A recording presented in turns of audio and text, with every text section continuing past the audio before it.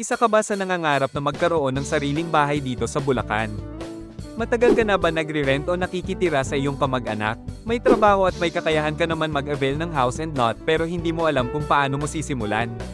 Kaya at pag-usapan natin yan ka-housemate. Alam mo ba na pwede mo nang simulan ng magkaroon ng sariling bahay? Basta ikaw ay may work at active member ng Pag-ibig. Tama ang narinig mo. Kaya kung ikaw ay sumasahod ng at least 20,000 a month, ay pwede mo na ma-avail ang isa sa pinaka-affordable at pinakamaganda ang location na project ng Apex Homes. Ito ay along National Highway, daanan ng bus going to and from Metro Manila. Welcome sa Blue Tree Residences, located ito sa Barangay Maasim, San Ildefonso, Bulacan.